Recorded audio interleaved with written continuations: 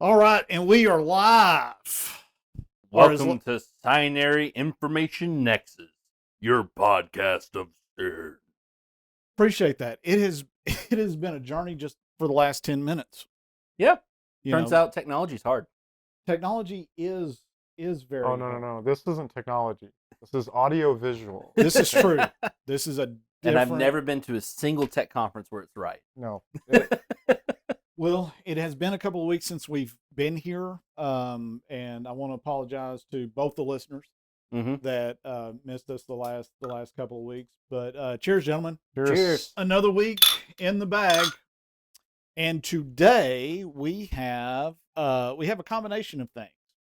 We have a vanilla porter by Breckenridge Brewery, and this is just normal 5.5% alcohol by volume, so we can have a couple. Yeah, I've started off Hamilton. with 2 already.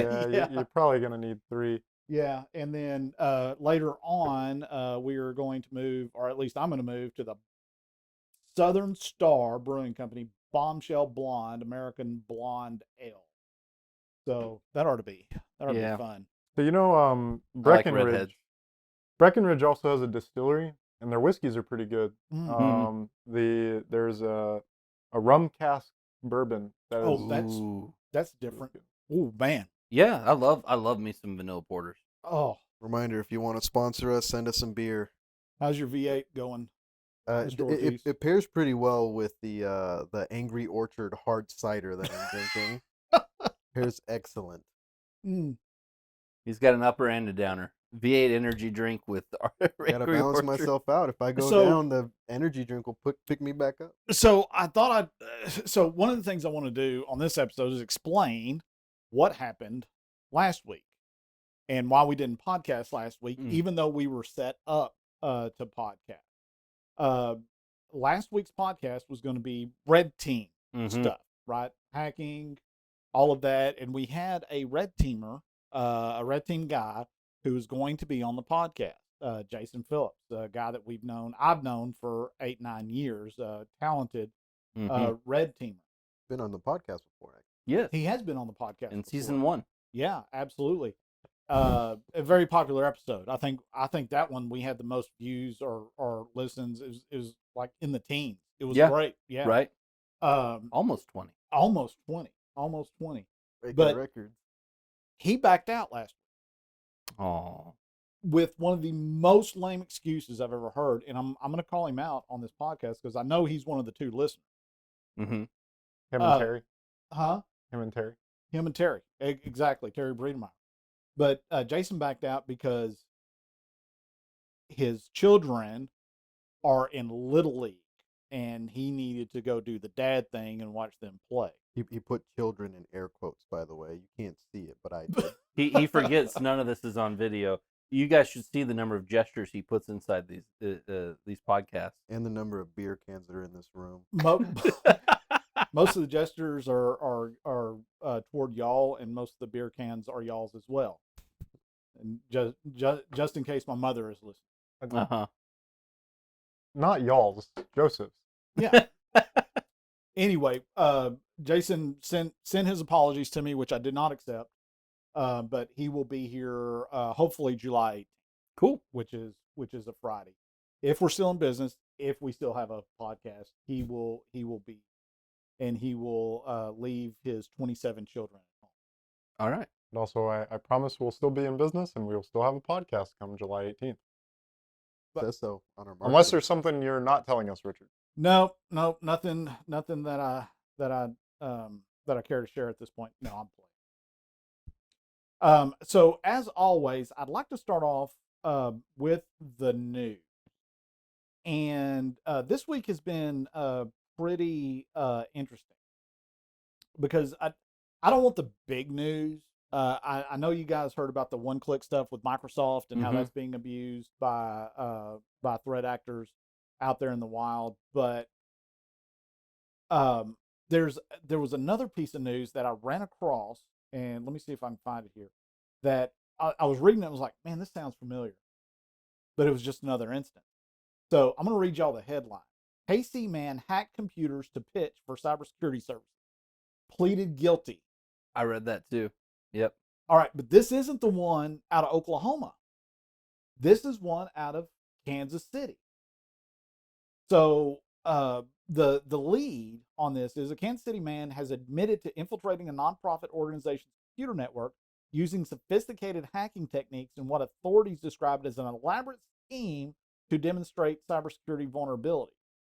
Goes on to name this guy. He said he pleaded guilty on Wednesday to federal computer fraud charges, revealing how he exploited system weaknesses to potentially market his cybersecurity services.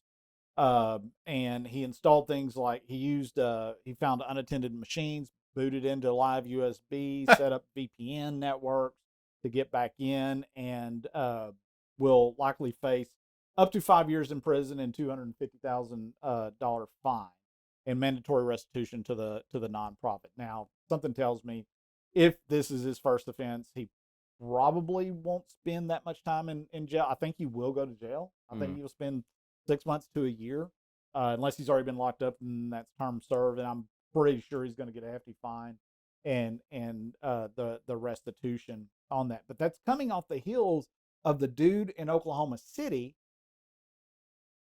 basically breaking into a hospital and doing the same stuff to basically pitch cybersecurity services. And my thought on this is, how is that any different from ransomware group?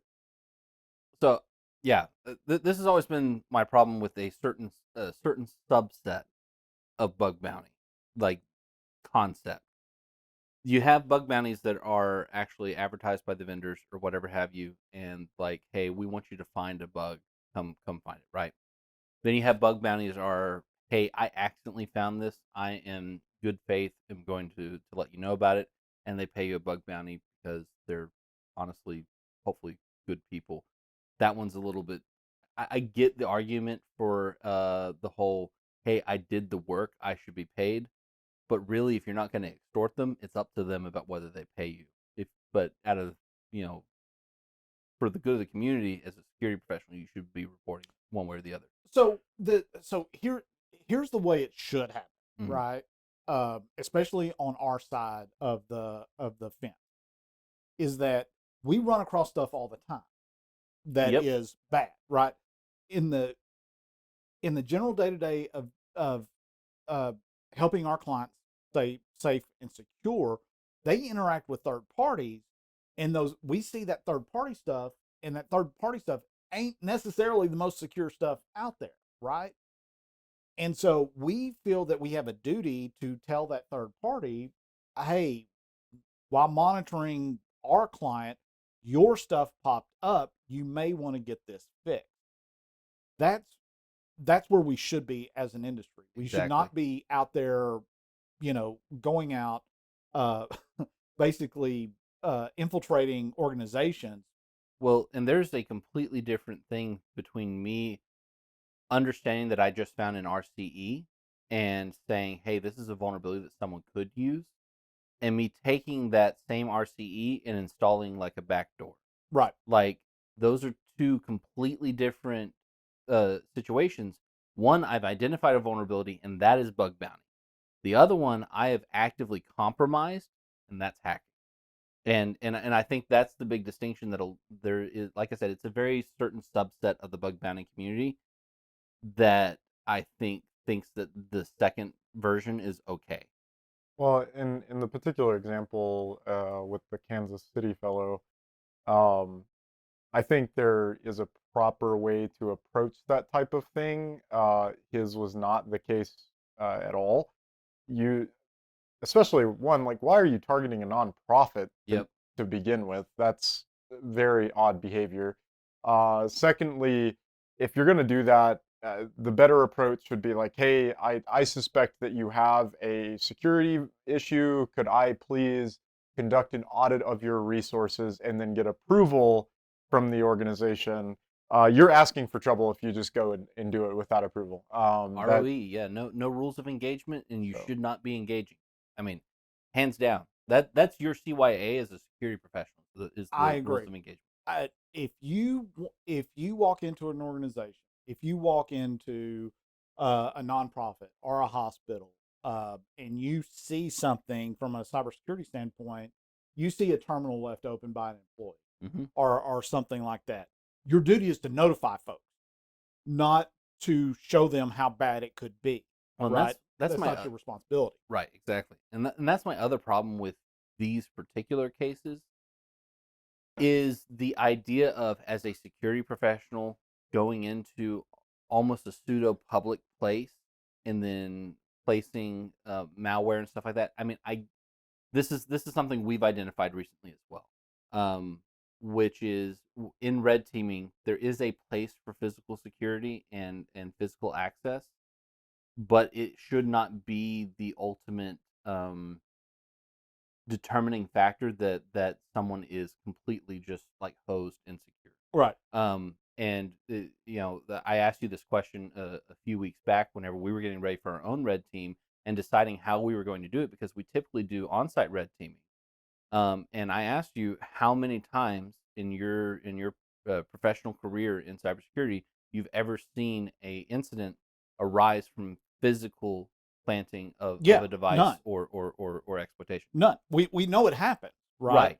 But by from the probability, from the risk perspective, the probability that you're going to get ransomware by somebody actually coming on site to plant a device is extremely low. At least I've never seen it in my career. And I feel like for our clientele,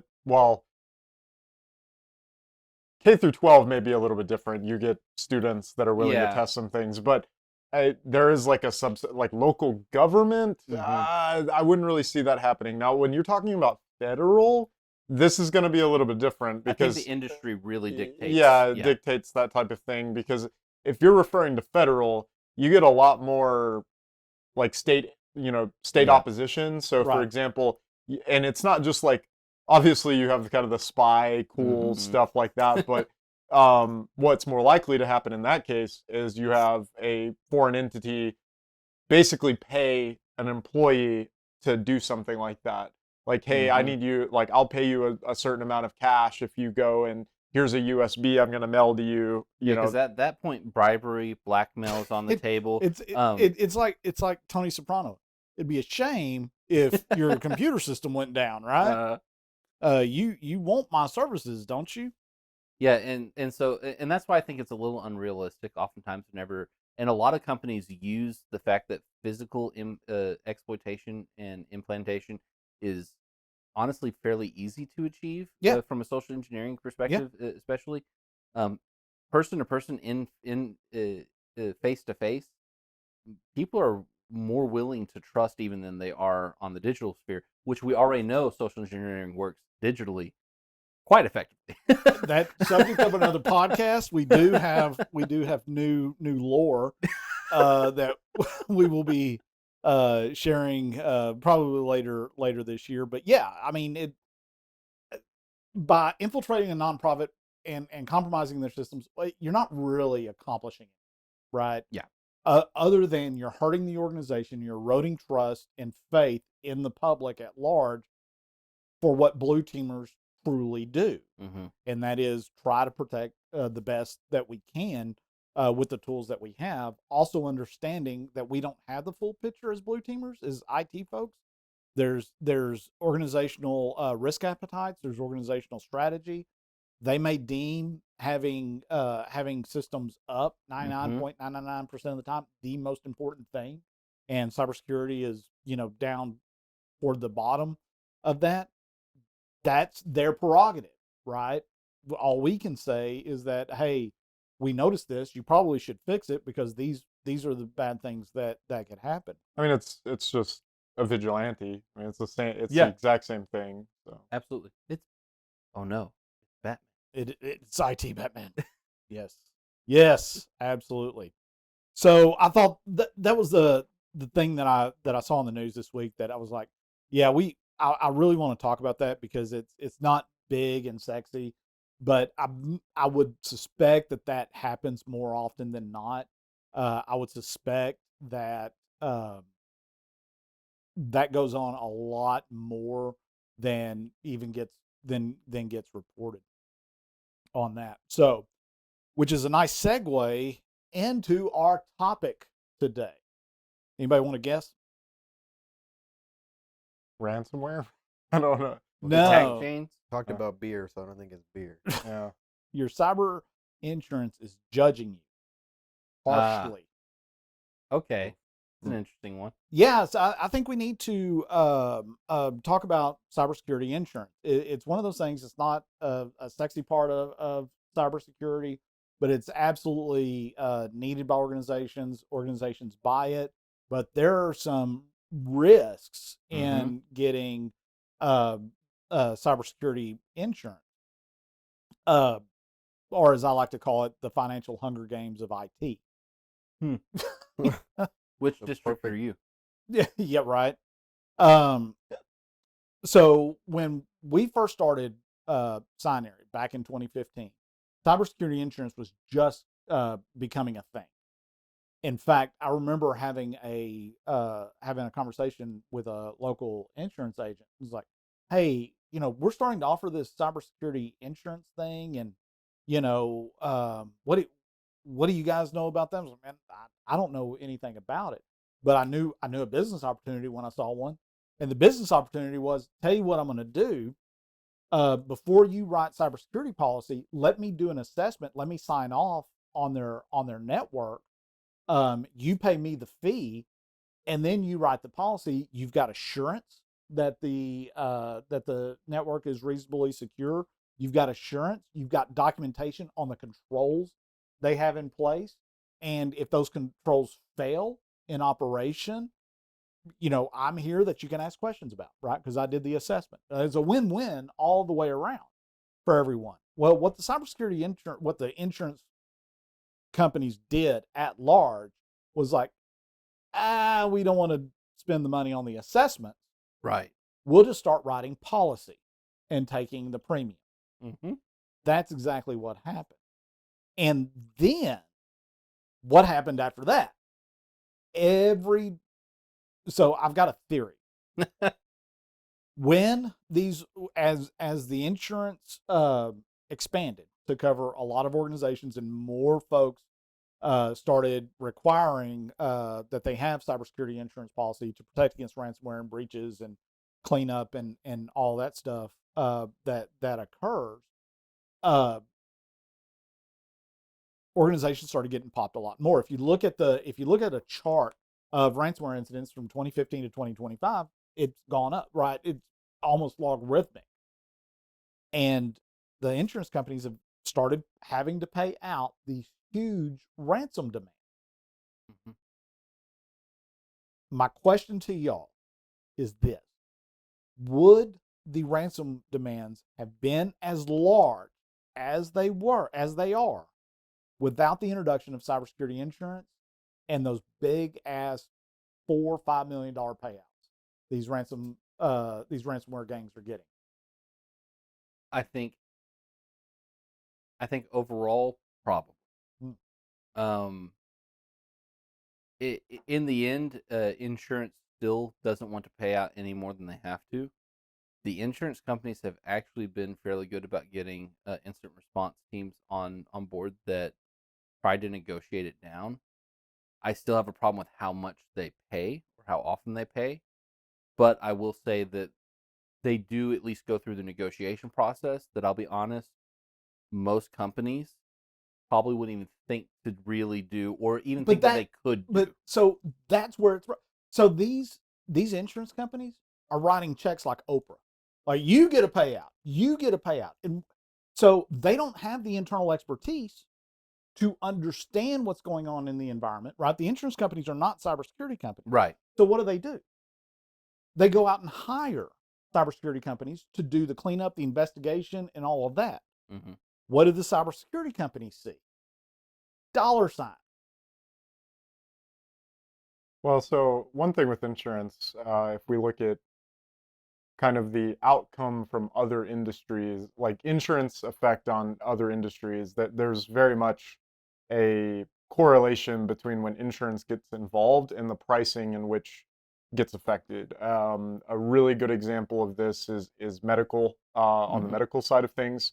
For example, there's the whole, like with with medication like PBMs and all that. Like you can see a direct correlation to the, not fully because there's obviously the whole company thing, but there is an effect on medication because of insurance involvement, and the medication vendors understanding that they can basically charge whatever they want because of, hey, there's an insurance company who will pay this, right? So I wouldn't be surprised if there is an effect on the pricing that is eventually paid out because of insurance's involvement in the in the situation. However, I think you would still get these like blistering high numbers on the initial demand, and the reason for that is start high, then work your way low. You've been busting at the seams. Yes. So I probably couldn't have said it better myself, Braz. Is that is exactly what would happen, and granted, I've had a little bit more of a background in insurance this last 3 years. All those cars you crashed. It's just so easy. We do not condone fraud of any type, please. Yeah, no, I agree. I think that they are just awful salesmen. I think they will try to sell you your data back at as high a possible rate. And because I think there is a misconception. I think whenever you go and try to buy back your data and they have this big old timer that says, we will double the amount in 10 days. Yeah. They actually do the opposite. Yeah. They cut it down in half. Right. Because they don't care about your data. Right. They want money. Yes. They'd even take 10 grand if they're asking for $1 million. Right. They just want to pay out and they want to leave most Right. of the time, unless they're looking for malicious intent. So I do believe that if they know they've hit like a bank, yeah, I'm gonna do 2 million, Yeah. and maybe get like 100K. Right. But if they hit some podunk school, right, they're gonna be like, oh well, I'm gonna try for $1 million, but I'll be okay with 10 grand. And that's where the insurance comes in, because if they know that insurance is getting more prevalent, which it is, right, they know they're gonna get a higher payout. Here's what I want to know, because we've worked so many of these with insurance companies that have brought in like the big third-party cybersecurity folks, and it's like, don't worry, we will contact and talk with the threat actors. I wonder how many of those guys, like on the talks chat when they're chatting, hey Bob, hey Dave, how's it going? Yeah, we got another one this week. Yeah, all right. Well, I'm representing this guy, so if you don't mind, let's cut to the chase. And like, I wonder if they know each other by now. I mean, they would almost have to, right? It's insane, but that's the other part of it, right? So insurance companies not only have to pay out for the cost of cleanup and the breach, they got to pay for remediation services as well. We know those checks are big. Those checks are going to be big, right? Because not only are you paying out the third-party company helping, you've got to pay out for the technology, whether it's SentinelOne, CrowdStrike, whatever it is, you got to pay for that as well. And that check goes directly to that third party. So here's my question, because this begs the question of, I know cybersecurity insurance can be a little bit of a pretty penny, but overall it's still affordable enough that many people have it. Yes. We know ransomware events are constantly increasing year over year, yes, regardless of one way or the other. Can I put a stat here? Yeah. So the speaking of ransomware, this is something that I was able to on a source that we were using. We're looking from 2020 to 2022. There was 182 ransomware events that only affected the education sector. So, and those are things that were publicly, or well, not publicly, posted on the dark web. Right. So how many of them paid is an entirely different number. Yes. But then from 2022 to 2024, there was 492. It's an increase of 173%. Wow. Between the two different time periods of 2 years. So, and again, that's who did not pay and got posted on the dark web. So if you think of all of the ransomware payments that got paid by insurance companies, oh man. Well, so here's what I'm wondering. What's more expensive? The third party that they hire out to clean it up, or the actual ransom payment? Well, so because the ones that we've been on, there's 5 or 6 attorneys on those calls Mm-hmm. There's the There's like five people there's from the forensic guys, there's the investigative But guys. so that goes back to the point that I was about to ask, which is how is this solvent? Like, so it's not. That's the problem. Like, But because you're talking about all this money going out the doors, Yeah. and we're talking about something that still people are trying to onboard one way or the other, which means it's to some degree or another affordable. And I mean, you can talk about market prices, whatever have you, but let's be honest, the majority of our clients, to some degree or another, are at least trying to get cyber insurance or have cyber insurance, No, and they don't have great budgets. and so a lot of them go through consortium. Yeah, Where the insurance they can pull that all that the organization together as a consortium and get one policy basically. but even so, I don't think they're like just like skyrocket like prices. No. In fact, so here's the thing. It's affordable, but you almost have to have it, right? Yeah. You almost have to have it. So it's one of those things. If it's $10,000 a month, you got to pay it, right? Type thing. maybe it's less like of a solution, but at that point, I think it's an idea of like maybe comfortability, maybe it's assurance.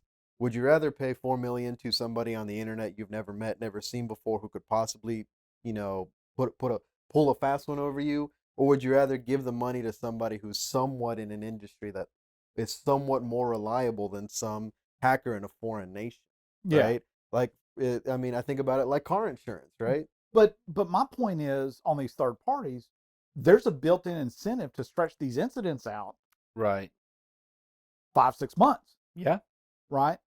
Because if they're getting paid by the hour, It's a payout. it's a payout. Well, and that kind of points to, because I remember when we worked an event, and we had one of the third-party cybersecurity companies that were brought on from the insurance company involved, and we were talking about an organization that was very small, and the third-party cybersecurity company kept asking about, so do y'all want to rebuild the servers? And we're like, there's no servers to rebuild. Yeah. They have nothing to do.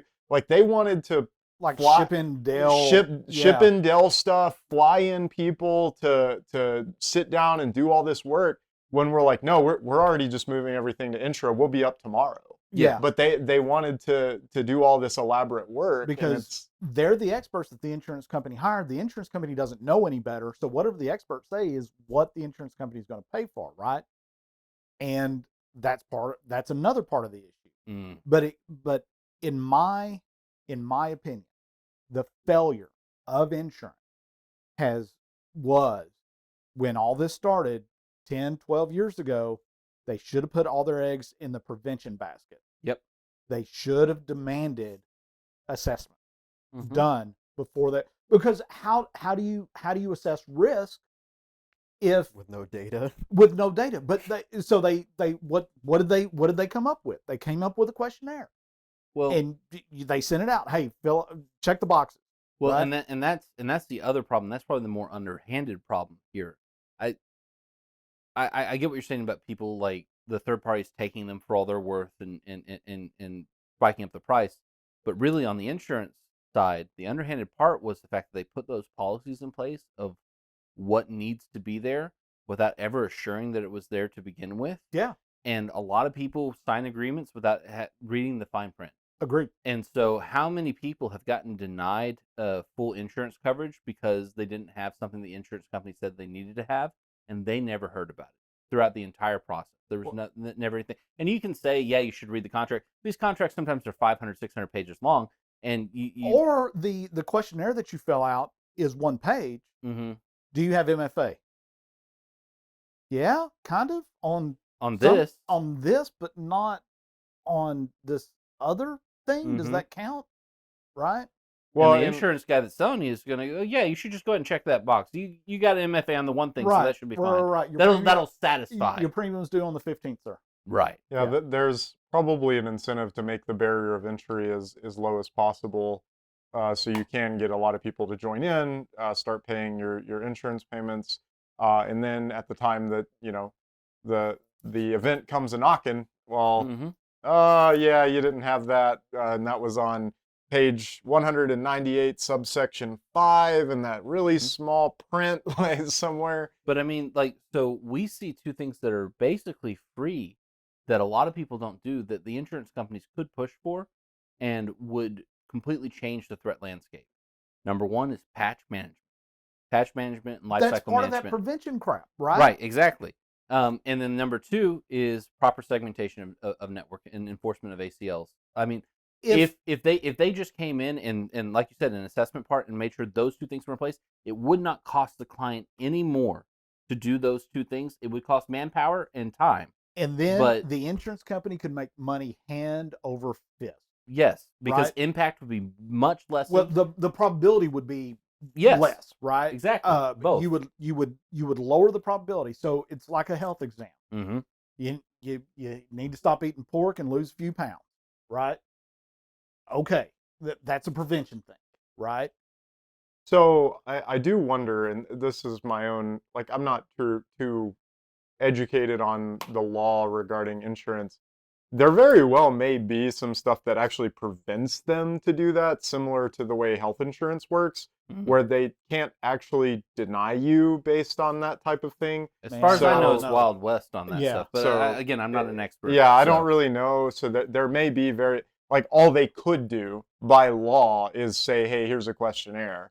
But again, I'd have to actually figure that out. But it wouldn't surprise me if that's the case, which it's like that's something where the intent is good, but Yeah. maybe not Yeah. I in do feel practice. that 99% of the time, those are completely fake numbers, but I do feel like a majority of the time, uh, they're not there to help you. They want to put the risk on you in one way or another. If the risk isn't have me or you're gonna get got versus have me and pay me until you die, Right. right? They're there to make money, right? So How many insurance companies you see that are nonprofit? the Yeah. problem the problem is ransomware has evolved. Mm. The insurance companies, the way they do things has not, right? So 10 years ago that was fine. You played the law of averages. Right. The law of averages was, well, it's not a big deal, right?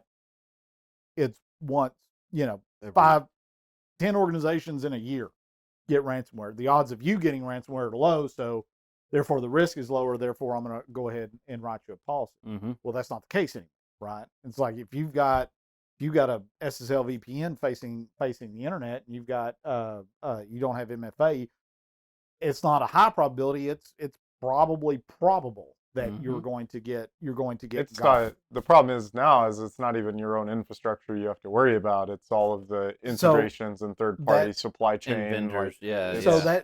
that leads me into the next point that I have here is, when do insurance companies start going after vendors?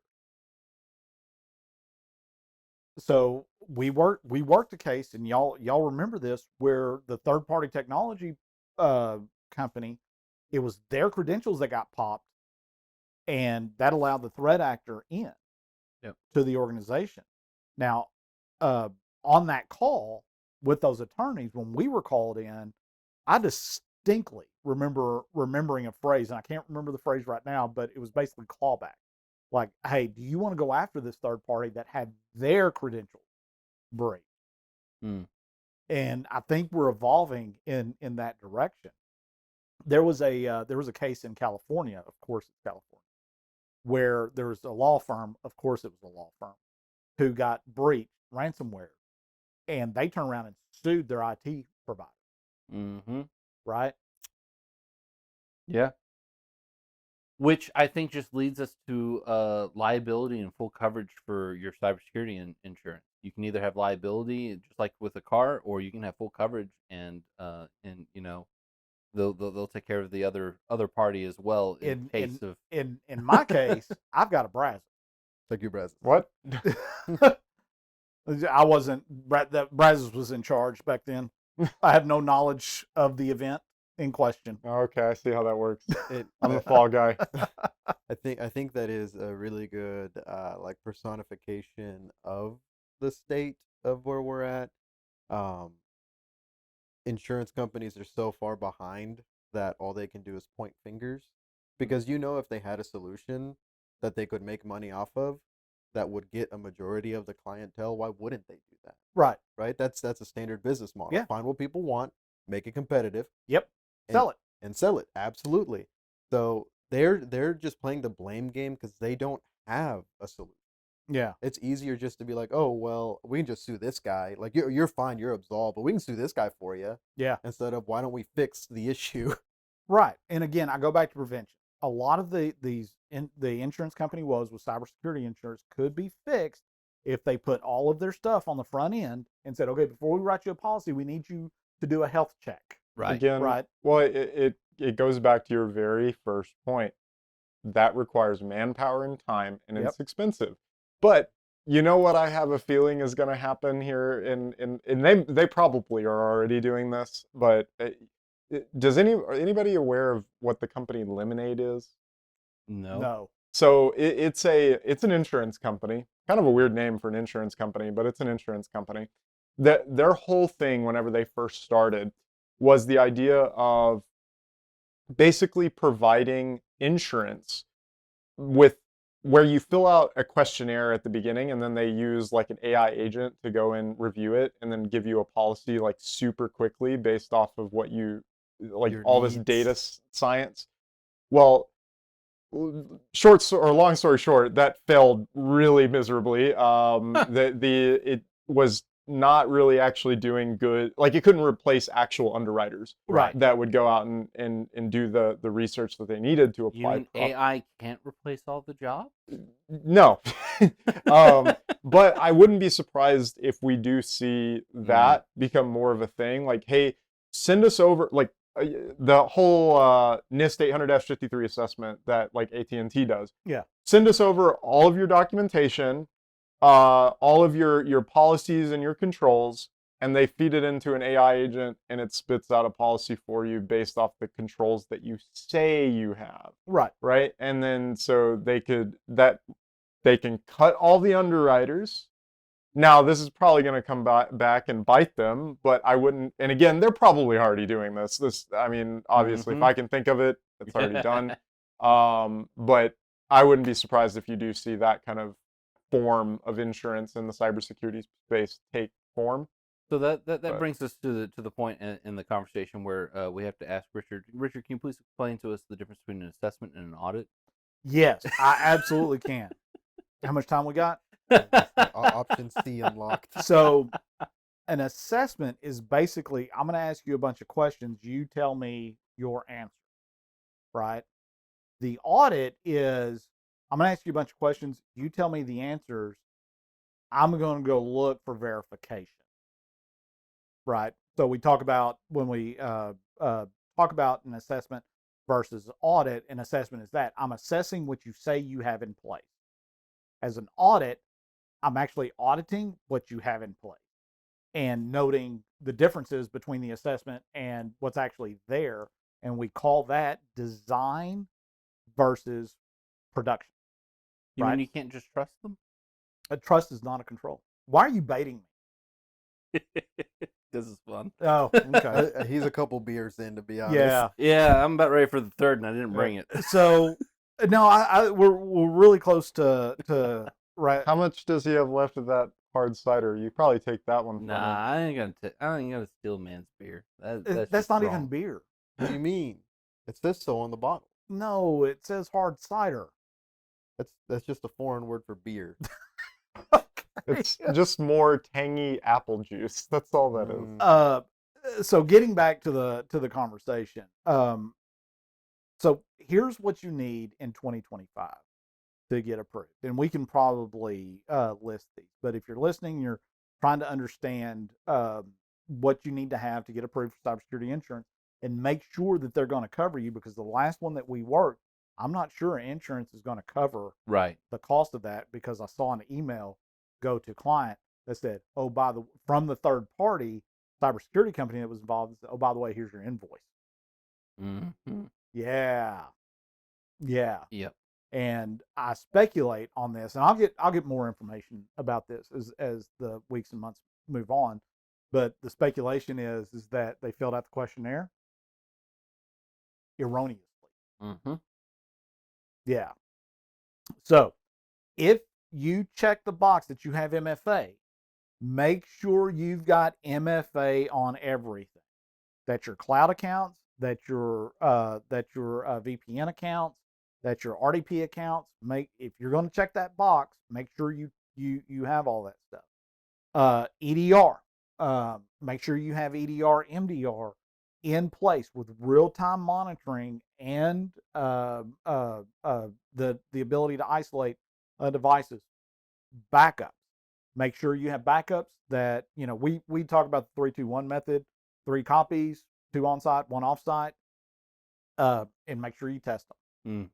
Make sure you have an updated incident response plan. Make sure that your users are taking security awareness training. Every one of these things the insurance companies are going to look at before they write you a check to cover your costs these days. And why do we know that this is coming?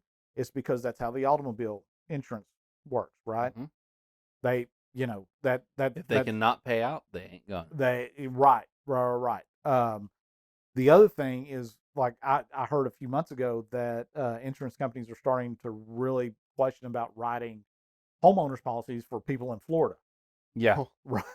Yeah. Well, there was the whole thing about the California and the fires recently. Like I mean, homeowners insurance, even car insurance is pulling out of several states currently.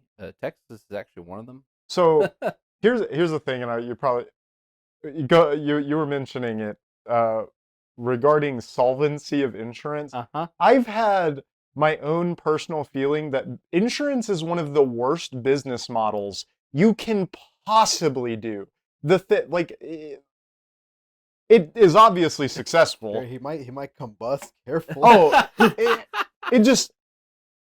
I like economics. I like finance. I think it's fun to research. And whenever you think about the practicality of insurance and the way that it works, when you apply morality to it, it's awful. Because the only way you can do insurance is you have to be kind of a scumbag, right? Yep. Like if you aren't, like, no, he's right. The opinions of Brazos Wortham are not reflective. No, the thing is if you're not, but they're real. If you're not, like, you can't make money in that industry. Correct. Because here's the thing. Other people are going to abuse you as an insurance company. That's the reason all of these different things are there. Because if you don't put into place all of these, like, the whole, like, oh, I'm just going to deny you based off X, Y, and Z. If you don't have that, people are going to go and abuse the system. Insurance fraud is a thing. And so you have to put that in place. And obviously there's a money incentive to it as well. But even if you don't have it, people are going to abuse it. So you put it there. Yeah. Then you end up harming the people that actually are going to use it because you have all these controls in place. But if you don't, you go bankrupt. Right. And it's such a terrible business model. At times it almost feels like a Ponzi scheme. You have all these people pay in so you can pay out to like one individual here, one individual there. Just enough. Yeah, just enough in order to keep it kind of cycling and rolling. So as an anecdote to that, I had somebody non-client but reach out. They were filling out the insurance form saying, well, I have AVG. If I check the box EDR and something bad happens, do you think the insurance company is going to find out? Absolutely, they're going to find out. Yep. And they're going to deny your ass. Because they're really good at auditing after the fact. Yes. Oh, yeah. Yes. Anything. Post-mortem. Yeah. Anything. Hindsight, not great. Also, the other thing is in your incident response plan, also have a disaster recovery plan. It's in my head is not a disaster recovery plan. That it's just not, and insurance companies are starting to ask for those things. So what's the moral of all of this? You need insurance. You need cybersecurity insurance. We're not saying that don't go out and get cybersecurity insurance. But it's getting tougher out there. It's no longer your buddy that's going to crash on your couch. Mm-hmm. You know, now they're going to come in, they're going to charge you $300 for every light bulb they find missing. Right? And they're going to try to deny you as much as they can. To make sure to cross your I's, dot your T's. Cybersecurity insurance is going the way of every other insurance. Like, what is it? Deny, defend, delay, whatever. Are you pulling out Luigi Mangione on me? I've never listened to his music, so I don't know who you're talking about there. But yeah, I think, as we wrap up here, I think it's important to know that we always recommend that you have cybersecurity insurance. What we also recommend is before you get into a situation where you have to rely on cybersecurity insurance, do the assessment, figure out where your holes are, and do not lie on the insurance form because they will deny you. I want to mention one other thing because this is very common that we've run into. If you do have an incident, one of the first things you need to do if you do have cyber insurance is call them, because we've seen it where if you don't involve them at the start of the process, they don't get involved at all. In our experience, they when you call them, it slows the process down, Yeah. right? Dramatically, right? But you still need to call them Yep. and involve them. Your insurance policy is not a magic shield. Remember this: it is a contract, and with just like any other contract, you need to read. You need to have legal peruse it. Yes. Look at the fine print. And that's all I've got for today's podcast. What do you say, gentlemen? Insurance sucks, but we need it. Amen. They need another beer. Yeah. Any final thoughts, Mr. Wortham? I'll leave it at my previous statement. All right. Join us next week when we talk about, I don't know what the hell we're going to talk about. We'll sober up before then. Absolutely. Thank you.